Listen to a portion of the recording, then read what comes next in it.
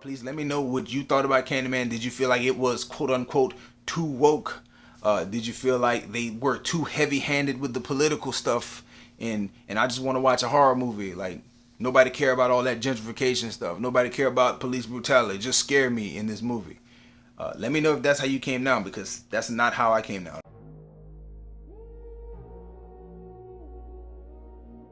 What's good, everybody? Welcome back to Whole Views, and today we're going to be talking about Candyman. Subscribe to the channel for breakdown and analysis like this. I'm giving you today two different viewpoints on Candyman. So weeks ago, before this movie dropped, I saw video thumbnails that said Candyman too woke, saying things like, oh, they made it too political, this and this. I saw some negative reviews, I saw some positive reviews, and then I finally got to see this thing for myself. Now understand, when I say I saw those reviews, they weren't me actually watching or reading what other people posted. I just saw thumbnails and, you know, negative reactions on one side, positive reactions on another. Didn't want anyone else's opinions to shape my own opinion, and coming out of this thing, I can totally see both sides. So let's get into the breakdown of the things that I saw and I enjoyed, and then I'll tell you exactly why the subsection of people that disliked it didn't like it. And I believe there's at least 2 or 3 different subsections of people who saw this and had negative thoughts. This is my scale, the things that I saw and I enjoyed. Starting with the story, I would have to give the story an 8 out of 10, and here's why.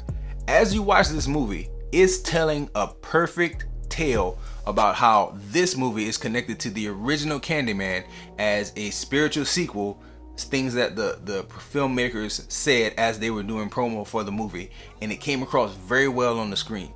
This was not just a movie about the 1992 Candyman and continuing that legacy, but it actually tells about the legacy of Candyman and how it continued from its inception all the way back to slavery days with the original Candyman film and line of films that followed. The story was straightforward.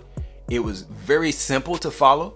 It was paced very well, moving right along into pace. I would call the pace here a 10 out of 10. Every feels like 20 minutes, you got either a pivotal action scene with some horrific deaths, some graphic violence, something to get you jarred and like stay invested into the film, as well as, if you're not getting that, you were getting pivotal plot points that were dropping and helping to move the story along. It never really slowed down.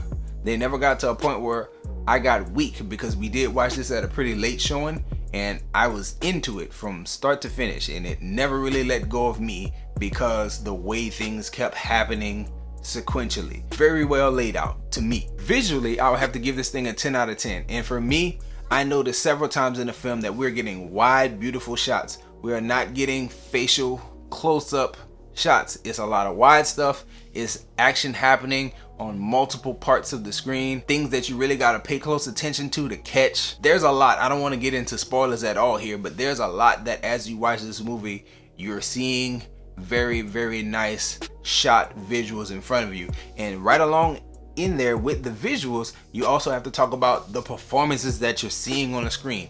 Coleman Domingo, man, I enjoyed seeing what he did there. He was very, very good. I like my anticipation video I made. I talked about how I wanted to see more from him, and I'm very, very glad that we got to see him in a bit more of a role than you would think he would get from looking at the trailers. The trailers kind of make it seem like he's just a ancillary character, but watching the movie, he's pretty pivotal, and I like the nuggets that he was able to sprinkle in there. I enjoyed his role. You have Yahya Abdul-Mateen. Great job that he did. Visually, he brought his character to life. He had a certain flair and certain style about him that carried through the entire movie. I liked the performances that we got from him, from every other person involved. I love the performance from Tanya Paris. I hope I'm pronouncing her name right. We recognize her from WandaVision. She did great job here. Like, I loved the way she ended the film. It was very good there. And even huge shouts out to the producers of the film, including Vanessa Williams, who was in the first Candyman from 1992, reprising her role here as I was about to spoil something. She was reprising her role here, and I really like the fact that you got that continuity from that one to this one, and giving you a good strong performance in a very short amount of time. I liked all the performances here, very high on the visuals. the way it was shot, as well as the performances we get. Entertainment value here, I'm a bit lower. I would probably say a 7 out of 10 for the entertainment value, because I went into this thinking that it was going to be a horror, and it's not much of a horror to me. It's kind of more of a drama, suspense, almost murder mystery type. Although we know what's going on, seeing things unfold on the screen came across as mysterious, intense, and suspenseful, not necessarily horrific or scary. Kind of points deducted for that, but I was fine with it. I'm very happy with it, but I think hardcore horror fans will be disappointed, and I'll mention those guys a bit later when I talk about the more negative viewpoint of the film. Entertainment for me, 7. I was good, but I also know I wasn't scared at all, so maybe it didn't quite land what it was going for if it was going to be a horror. Rewatchability kind of hurts it for me because, again, I'm not a horror guy. I'm not really a big drama suspense watcher. For me, this was like the amount of horror that I'm comfortable with. While I did enjoy it, I was really into it, I cannot see myself revisiting it. If I was flipping and I saw it on, there's really nothing that makes me want to say, like, you know what, I'll watch this again. Like, not really. It's not something that I would revisit. Maybe it's the genre. Maybe it's the fact that it was suspenseful and we got the whole mystery unraveled, kinda. So I don't know which one of those it lands on, but overall I feel like it's not something I would be revisiting. That's why I would have to give it like a 5 out of 10 for rewatchability. I saw it with my wife, so there would be no need for me personally to revisit it. I still feel like I could recommend it for those who are into a good suspense, horror, murder, mystery type movie. Would I rewatch it with them? Probably not. So overall, I would give it a solid 8 out of 10. Again, I think it was very good. When I add up my totals, I enjoyed what I saw. I had a very good time. I have a deep appreciation for what the filmmakers were trying to do, which brings me to the other half of this, which is the people who are negative on this movie. I feel like they were negative for very simple reasons. Number one, if you are what I consider a conservative, right-wing, hardcore Republican, all lives matter crowd type person, and you do not want to see any kind of slander of the white race, it's very obvious to me as to why that type of person could watch and review this and say, oh, it's too woke, it's too political, it's this, it's that. I get why that type of person would say that, because this movie, not to be spoilerific, but it's very heavy on the topic of gentrification. It's very heavy on the visuals of the over-policing of black communities. It's very heavy on the police brutality and the gang mentality, like we're gonna cover ourselves and protect our own mentality of the police. Like, all that stuff is present. The fact that there were some lines in here that were delivered, and as a black man, they hit hard. I could see from a white person who's, clutching their pearls and like, oh, you talking bad about us? Yeah, they talking bad about y'all. And it made perfect sense as to why that conservative base, that right-wing hardcore base might look at this and say, this is the original Candyman was nothing like this. But in actuality, if you watch it, you can probably find some parallels between this one and that one, because the same things are generational. Like, these things happen, just like they talk about in the film. These things happen to black people and in black communities. You kind of have to just take it because that's what it is. I know they don't like that medicine, but that's the medicine for them, and I get it. If you didn't like it, you scored it badly for that reason. The story was trash to a person like that. A person like that would give this story a 5 out of 10. I get it. The other subsection of people that I would say didn't like this film or came down hardcore negative on this film would be the hardcore horror fan.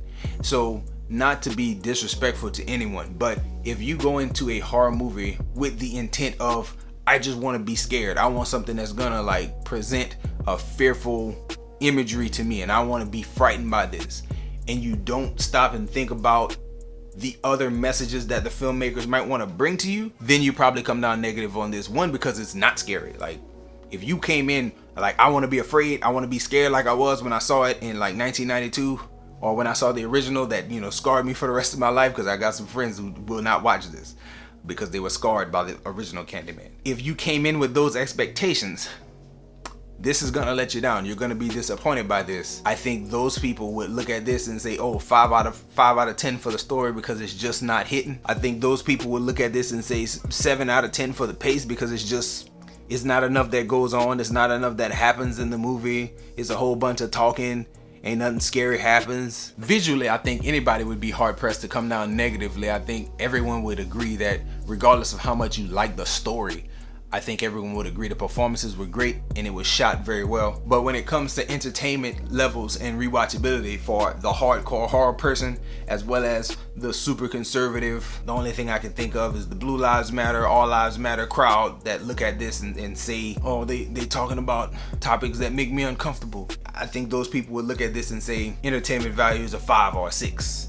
Rewatchability is a 1 or a 2. Like, I think they would see this movie and like really have negative scores on it because either it made them uncomfortable or it didn't make them uncomfortable enough. You know, the hardcore horror fans. I wasn't scared by this. I get why they came down that way. I just didn't. I feel like even though that this is a horror movie, I think that there's messages that filmmakers sometimes want to get out, and if it's a smart message that's delivered in a very good way, there's nothing wrong with having more meaning to a movie than just being an action or just being a horror or just being a comedy. And I think that message of this film is probably going to be lost on those two groups of people. But if you can appreciate a good message along with a genre-based film and still enjoy it, then you're like me and you probably came down in a positive light. If you're not, then you didn't, and that's just where you're at. Sorry about that. But I enjoyed it, man. Please, if you're in the comment section or if you're watching this far, please let me know what you thought about Candyman. Did you feel like it was quote unquote too woke? Did you feel like they were too heavy-handed with the political stuff? And I just want to watch a horror movie. Like, nobody care about all that gentrification stuff. Nobody care about police brutality. Just scare me in this movie.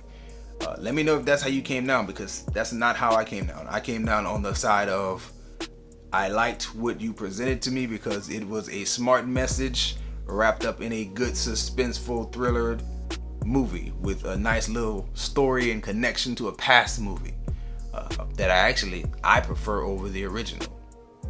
But that's just me, you know. People probably saying I'm out here slanderous, but who knows? I thought it was good. Let me know what you thought. Enjoy yourself. Guard your heart. Come back and check out more videos.